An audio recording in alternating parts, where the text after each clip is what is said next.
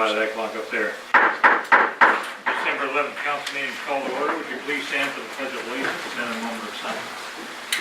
I pledge allegiance to the flag of the United States of America and to the republic for which it stands, one nation, under God, indivisible, with liberty and justice for all.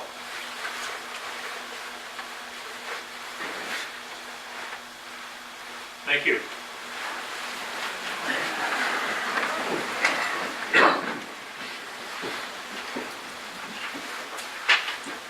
First item on the agenda will be approval of the minutes from the November the 27th meeting. Mr. Mayor, make a motion to approve the minutes from November 27th. Second. It has been moved and second to approve the minutes. Would the clerk please call roll? Adam? Yes. Gillen? Yes. Malott? Yes. Schreiber? Yes. The next item will be approval of the statements of the bills paid, 136, 284, 38. Mr. Mayor, make a motion to approve the statement of bills paid in the amount of $136,284.38. Second. It has been moved and second to approve the bills, statement of bills paid. Would the clerk please call roll? Adam? Yes. Gillen? Yes. Malott? Yes. Schreiber? Yes. Next item on the agenda will be a request for comments from the public. There being none, we move on. The next item will be consider cereal malt beverage license application renewals. Mayor and council members, the four applicants before you are the same four from last year. Really no changes from the previous year. They've been through all the necessary inspection from police and fire, and staff recommends council approve the issuance of the four cereal malt beverage licenses for 2018.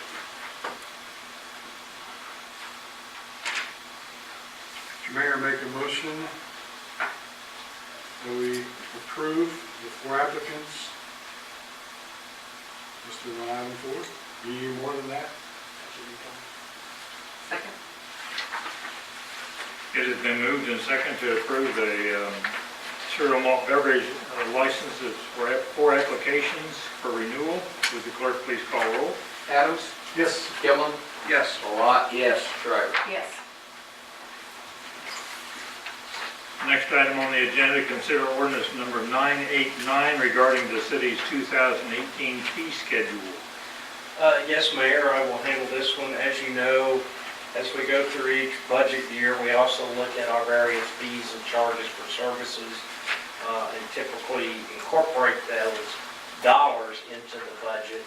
But to formally set those each year, we adopt an ordinance that amends Appendix A of the Code of Ordinances, where all of our fees are listed at. Obviously, not all of them change, and so we focus on the ones that do require changes. Most of these are pretty straightforward. I gave you a summary, but I'll just touch on each one real quickly. The first one under animal registration fees, basically we're proposing to go to a 3-year registration fee as well as the annual fee. A lot of vets and have gone to 3 years on the rabies and the vaccinations and things, and so this is an opportunity to kind of catch up with that, as well as give the pet owner the opportunity not to have to come back 3 times to do this. Again, we look at this primarily as a mechanism to get the pet back home to its rightful owner. So our fees are generally very cheap. We do that basically just to cover the cost of buying the tags, etc. You'll see in other communities that they may be $20 or $30 for a 3-year fee. We just feel like the purpose here is primarily that when the animal gets lost or there's a problem, there's a way to track it. On the business-related fees, really it was just a discrepancy in our fee schedule. When we adopted the alarm ordinance, in the ordinance it says that the number of alarms is on a calendar year basis, but in the fee ordinances in parentheses it said every 12 months. We thought we could just change it by just not having that, but our people who do our codes say, no, you actually need to include a cleaned up version, not with that change. So there's no change in the fees, just we treat it as on a calendar year So at the end of December 31st, everybody's cycle resets. And so if they don't have more than 3 violations, then they're good to go. On fire-related fees, this really came out of the from the fire chief. Basically 2 changes. One is on public displays. We have always had $500 in there. Until this past year, we've never actually had a public display, and there were some questions about what makes it a public display versus a private display. So we're going to be tweaking the language there. Basically, a public display is any time somebody would shoot fireworks that you can't obtain generally from your local fireworks stand. So if I can go buy regular fireworks, that's one thing. If I have to have a Class A license or be somebody that can shoot the bigger fireworks, then that's a public display. That's basically the difference.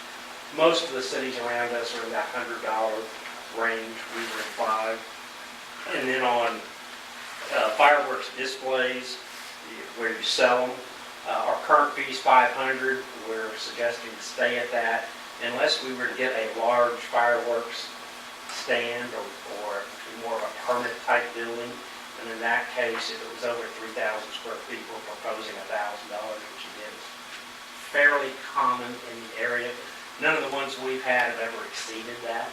And so our $500 fee is very reasonable in comparison. This is an annual thing. It's yeah, we allow 3 fireworks stands, is what's been in our ordinances for years, and they always pay the $500 fee, and they have a few other miscellaneous costs for like temporary power and things like that. So my only concern about the fireworks fee for the public display, going from 500 to 100, what cost does the city have when an event like that happens? Do we, in terms of oversight, labor? Generally speaking, they have to submit a permit to the fire chief, which was always the case. Okay. He will review the site, and along with that, they provide all the documentation about the person shooting the fireworks and the insurance thing. So we're basically verifying that the site would be safe for that particular display. Like I So said, there's nothing on site at that event?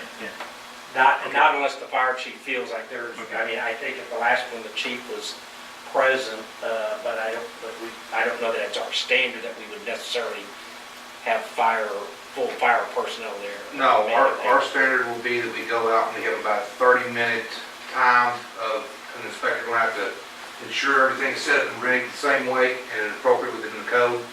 And then we're going to have at least one inspector stand by during the actual shoot itself to ensure that once the 15-20-minute display is over with, any unspent cartridges are segregated from everything else. We don't have a flash fire or anything else like that. If we got into conditions where you could have a conflagration or a fire occur out of it, we might have a standby of an apparatus, but most times that standby would just simply be in the station with the on-duty crew. So going from 500 to 100 is going to cover the roughly approximate 2 hours we had tied up in the time on site this year. What kind of protections do we have against like a major event where it becomes a traffic? Somebody's going to try to do their own community-based fireworks display? Well, that would probably be triggered by our special event license as well, because that has things in there about traffic and things, and we have the right to assess reasonable cost. So if we had to, say it was a big event like that, I mean, number one, we don't have to permit it, but number two, that's where we would say, okay, we're going to have some additional agreement that if we're going to have police and fire personnel there, we're going to charge them X dollars per hour for on-site standbys. Again, we're trying to look at it, and we've only had one, and just trying to be cognizant of our fees in relations to others. So I can't tell you how the 500 probably set that, because that's what the fireworks stand percent at. That's my guess. Beyond that, I don't really have any history. Good answer.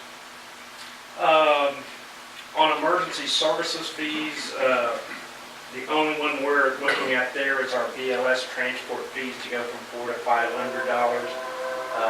Most of the communities around us and regionally as well are at or above the $500 fee. we're competitive, but also understand that, you know, if it's a Medicare, Medicaid patient, it doesn't really matter what your fee is. If it's BLS, it's this, if it's ALS, it's this, and there's certain standards, what triggers it from a BLS call to an ALS call. Most of our calls are going to be one of those two. We also have an ALS2, which is, you know, fairly rare, thankfully, after you're doing multiple drugs and those types of things. So that's the only one we're looking at increasing. Again, it may or may not have, it probably won't have significant increase, but some of those reimbursements are based upon what you charge as well. So again, it's very competitive to the market. It's the only change we've had in the 3+ years of services that we've provided. So fairly reasonable. On solid waste, this is probably the one that in and of itself is the largest change. And this really has to do with just the increases as they come along from our provider, Waste Management. As you know, we basically pass through. In the past, we've always tried to have about a roughly $1 difference between what we pay and what we charge. And that's really to cover billing expenses, etc. One of the things that happened over time is, until we got the new contract, they were really under-billing us on homes, because they bill us on this many units, and so their records were not very good and accurate relative to what our records were. Now, our databases are, you know, pretty much exactly the same in about 1,100 homes. So some of that margin came because there was a difference in house counts from what we got charged versus what we had, and we built up that fund balance. And again, why we need some fund balance in there, we feel it's important to keep that reasonable, which is, you know, roughly 1 to 2 months of house collections or price collection, because there's always a cash line. However, to offset that, when we really get to the sewer charges, and again, we haven't had a change in 2 years on the garbage side. When we get to the sewer, as you know, we're taking over the billing on the sewer, and so when you start to look at the cost on the sewer, we'll be going down fairly significantly if you assume that in 2018 we would have continued like we were, which was we charged $7.30 a month, and the UG was going to go to about $45 a month. And in reality, our average home, all included, is going to be in that $45 range, if I recall the exact number. And so, combined together, their utility bill from the city, as well as combined from the city and DPU, will be less in 2018 than it is currently today. So, yes, there's an increase on one side, reduction on the other. The overall bill for garbage and sewer will be less than it currently is. And then on driveway permits, and this is an area where just somewhat it's padded. We haven't really done a lot on driveway permits, which creates some of the problems we all know about, where we got rock washing out in the roads, and you know, we didn't require somebody to put in a drain pipe and put in the wrong size. So with having Tammy here and having Public Works here, we're able to do a better job on that.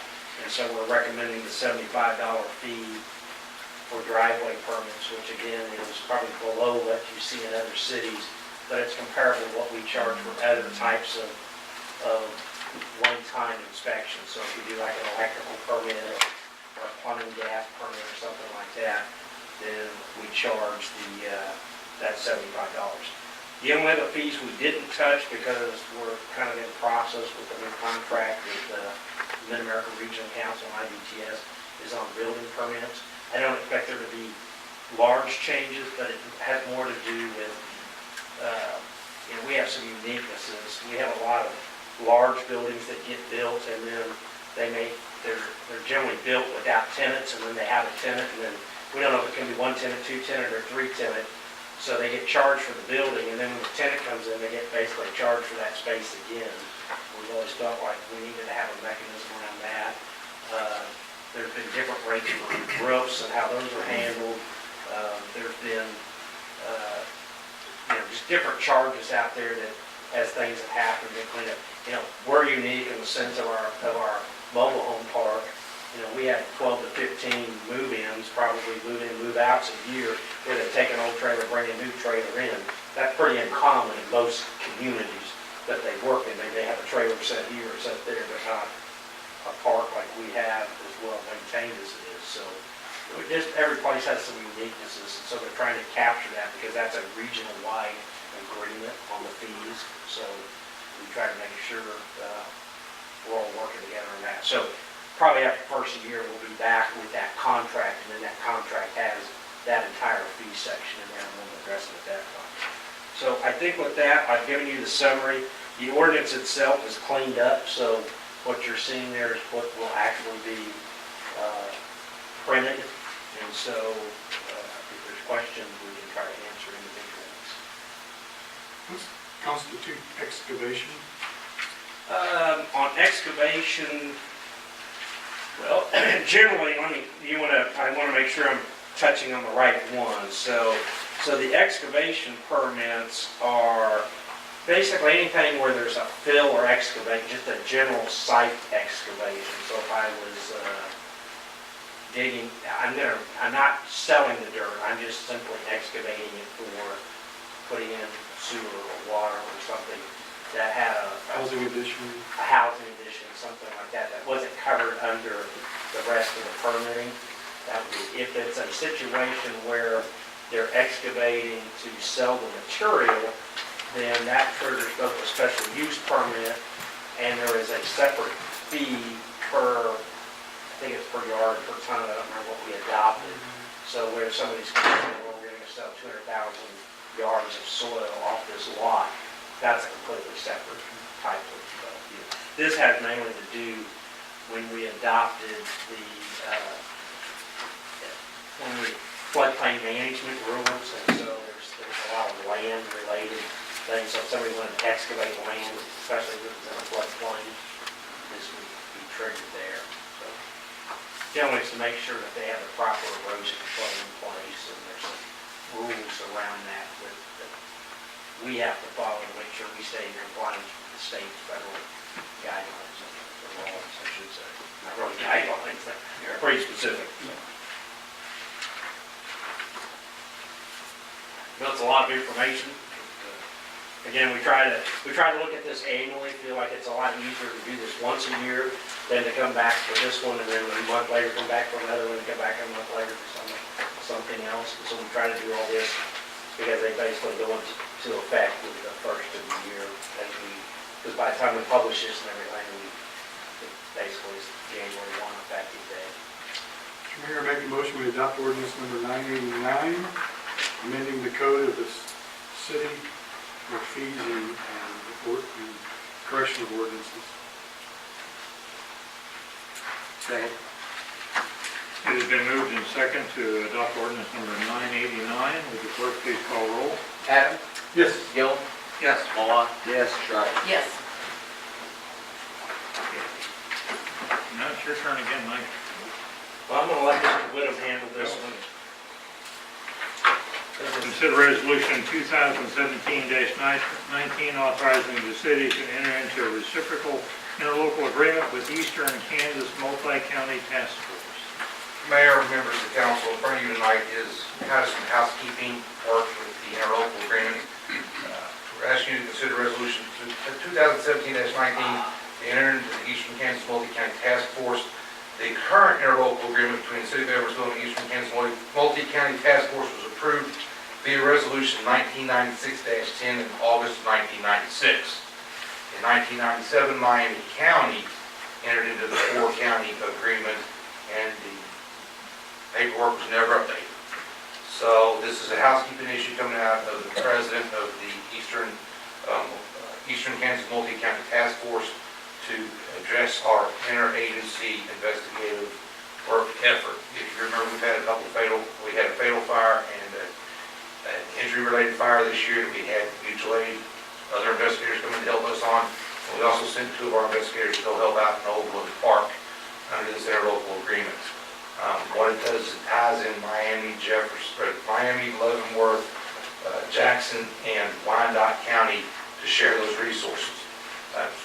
Much like any other mutual aid agreement, if we cannot support the request at that point in time, there's no binding contract, or we're not going to get a slap on the wrist for not following through. The same with any other agreement. It also does not cost us anything other than what our local manpower hours and wages are to call these resources in. So it's coming from my recommendation that we kind of update this, since it is over 11 years old, and we are in 2017, or 21 years old now, that we are in 2017, and we update the interlocal agreements. I'll entertain any questions if anybody has any. Mr. Mayor, I make a motion to adopt resolution 2017-19, authorizing the city to enter into a reciprocal interlocal agreement with the Eastern Kansas Multi-County Task Force. Second? It has been moved and seconded to adopt resolution 2017-19. Would the clerk please call roll? Adams? Yes. Gillum? Yes. Malat? Yes. Shriver? Yes. Thank you, Chief. And now into advisory reports. Just a few things, really some upcoming things. I mean, obviously, this will be our last meeting of this year, so thank you again, council, for your hard work and helping set the policies and giving us the guidance that we need so that we can provide the services to the community. So it's an important relationship, and we appreciate that relationship. Obviously, Christmas this year falls on a Monday, the 25th, so City Hall will be closed on that day, and we'll resume business on the 26th. It's likely that we may leave a little early on Friday. That's kind of always a decision. Oftentimes the mayor likes to come share a little Christmas cheer. Nice, the mayor's. Yeah. So we like to share a little Christmas cheer, and sometimes we might leave a little early on Friday, just FYI. But if it's busy, we'll be here. At the next couple of meetings, we'll have the appointments coming up in January. Obviously, we'll have swearing in of a new council member coming up, and as I said, we'll be doing some work probably at the second council meeting, kind of a council training as part of our meeting. You will probably notice after the first of the year there may be some additional security measures related to council meetings as it relates to changes in state statutes on the whole concealed open carry, things of that nature. So we'll be getting those into place, so you may see our officer bonding people as they come in as part of those security measures. So just to give you the heads up on that. We may have to do some things with council. We're still trying to figure that out, how the law works, whether we can just, since you're kind of approved people, I think we do that, but we may have to issue ID tags and things like that. So we're working on that. The people that are doing the facility study, so I know the council wanted to get engaged in that process, so I'm going to make a couple of offers here. We, from the staff level, the steering committee will start our meeting next Monday. We're meeting in the afternoon. The company has offered, if we want to that evening, I know that's not a council night, or if you prefer, which is what I thought would probably be the more likely, we can incorporate it into a work session prior to the first meeting in January, which I think is the 8th, if I'm not mistaken. So they're available for either of those. I assumed you didn't want to do a separate meeting in December prior to Christmas, but I said I would at least throw that out there if there was any need. But there'll be a number of opportunities for engagement in that process. And so I thought it would be easier as a group to do that instead of trying to set up meetings of 2, because then you end up with a lot of. Why don't we just go ahead and figure on the 8th then? Okay, that is what we will do. Okay. Is there any objection to sitting in with the city staff? I don't know, Mr. Watt will be on the steering committee himself, but no, we don't have any problems with it. We just need to make sure if we're gonna have more than, so we have, the way it's gonna work is we have a steering committee, which basically is representative of each of the departments. And then we'll have basically working groups, so like the fire department, we'll have several people meet with them, the police department, admin, and so we're kind of treating this like one of those working groups for the council as a whole. But it's really the mayor's call. I don't know what everybody's schedule is. As far as having more in the steering committee, that is absolutely fine, Mayor, so if Mr. Adams has interest. Well, the only thing we have to be careful of is if we get more than two, Two is all we can have. all we can have, so we don't have Yeah, to. so right now, we have one. I mean, so if, Yeah. I mean, that's fine, however y'all want to work that, we can, you'd like to have Mr. Adams or Yeah. some other council. I'll just go ahead and make that point now. Okay. The councilman will lot Add you Adams. to the list. Okay. What time is it? 18th, we're meeting at 2, is it 2:30? Y'all remember now? I think of my calendar. I believe it's 2:30 on the 18th. 2:30 on the 18th here. Yes, we'll be meeting in the training room next So week. it's different, Zach, could you let me know? 2 o'clock. It's 2 o'clock, I couldn't remember, okay. 2 So it is 2 o'clock? 2 o'clock, yes. And then that's all I have, but I think Zach maybe has a couple of things he'd like to update related to improvements. Right, we do have our, if you've been to the city park recently, you've seen the Public Works crews setting some poles for the disc golf course. That's, the targets are all in and the signage is all in.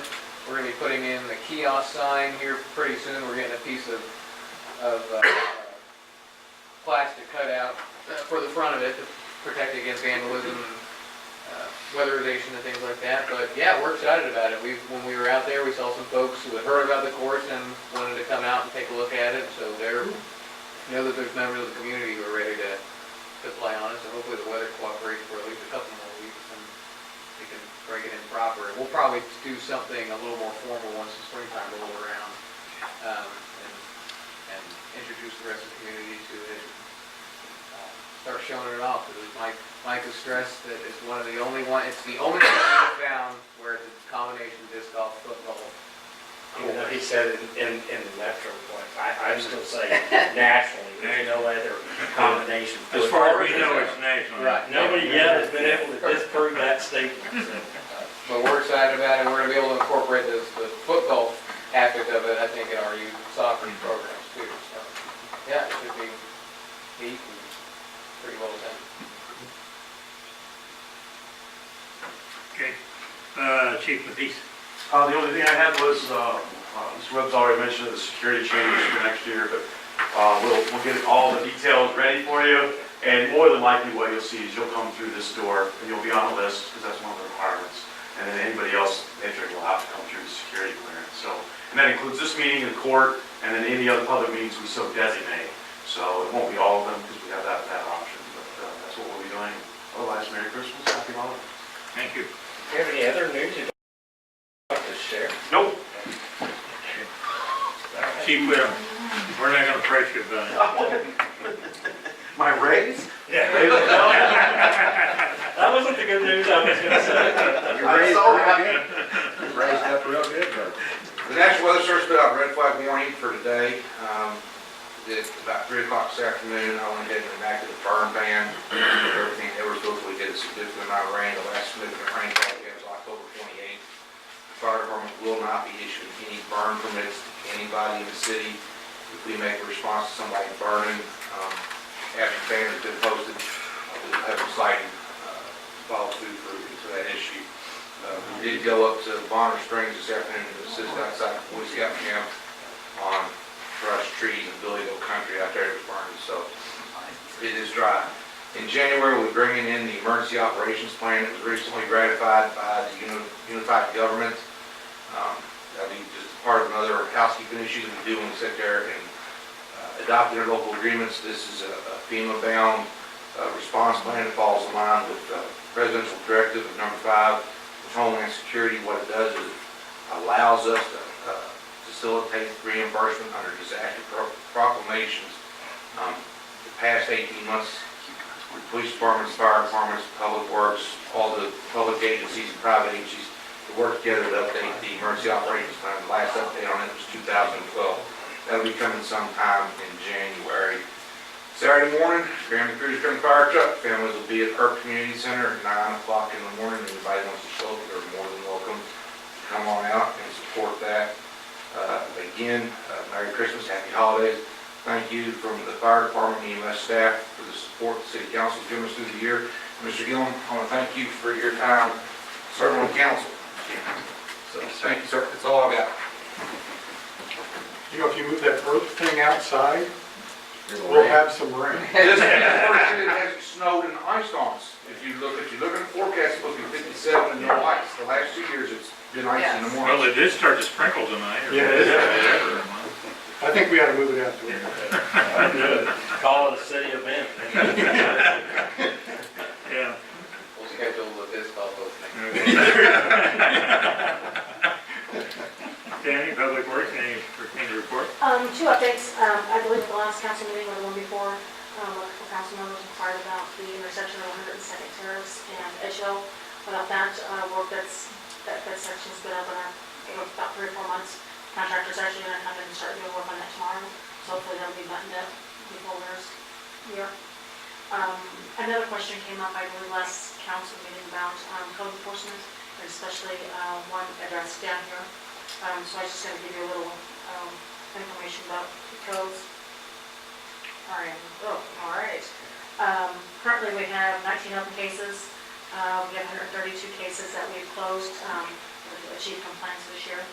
Currently, we have 7 cases in our court system at various stages, and total cases, that's 158 total cases that we've worked this year. The one that we've discussed multiple times is the 226 South 7th Street, downtown here. I just wanted to give you a recap on what happened at the court date. The property owner paid the fines that were assessed under the court. The case is now in an informal probation period, and it could be dismissed in 12 months if there are no additional code violations against it. So that is on our kind of repeat offender list, and currently we have 4 code cases that we inspect monthly just to make certain that they're kept up to compliance. So, Are they currently in compliance? yes, they are. For the court finding, yes. Thank you, Dan. Dave, any report? Okay, at this time, it's going to be time for the council, but before we move into that, Jason, I've got a plaque here to present to you, so we're going to go down front and start this off.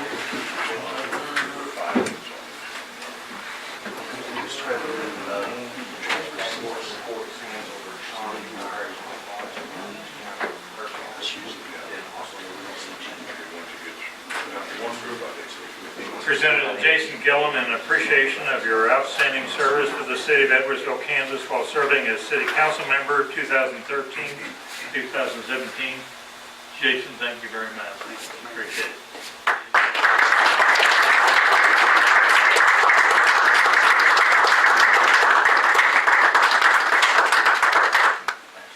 All right. Thank you. Thank you. And just for that, you go first.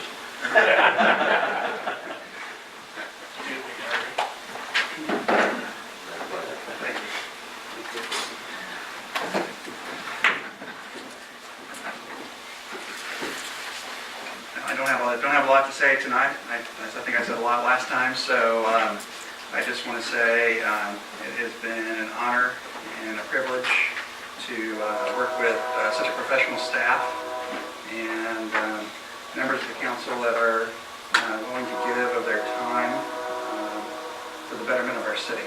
And this place continues to be very special to me, and I thank all of you that helped make it that. That's all I have to say. Okay. It's been an honor to work with you, Jason. I appreciate it. Your service has greatly helped in a lot of different areas, so thank you very much. And Merry Christmas, everyone. Same comes from me. I said that last time, and I'll say it again. It's been a pleasure and an honor working with you. And I do know that you're very dedicated to the community and to your family, and that's pretty special in 2017 to do the family. I'd like to just make a mention of a person that was killed a couple of weeks ago that was a resident here, and I'd just like to mention, his name was Frankie Davila. He was carjacked in Kansas City, Kansas, and evidently drugged to his death. And I just wanted to make mention of that, because he was a fine human being, and he was a really wonderful resident of Edwardsville, so. Had other people ask about him from different places. Great guy. I didn't Great guy. personally. Very well. Margaret? I agree with everybody else. Jason, it's been an honor to serve with you, my neighbor, colleague down here, and you are a true asset to this community. Thank you. I do want to follow up on one thing. The Eagle Scout, whose benches were destroyed, has anything, did anybody follow up with him? Has Mike Barn, our park supervisor, reached out to him. We've actually bought the supplies for him. It's just a matter of getting time to come out and repair them. good, I'm glad. Thank you. Yep. Thank you. I wish everybody happy holidays. Jason, I truly appreciate your insight in so many different areas. A lot of times there were things that I never thought about. Sometimes I thought, why is he doing that? But anyway, it's always been for a good purpose, and appreciate your dedicated service. We'll really miss you. With that, Merry Christmas, everyone. We are adjourned.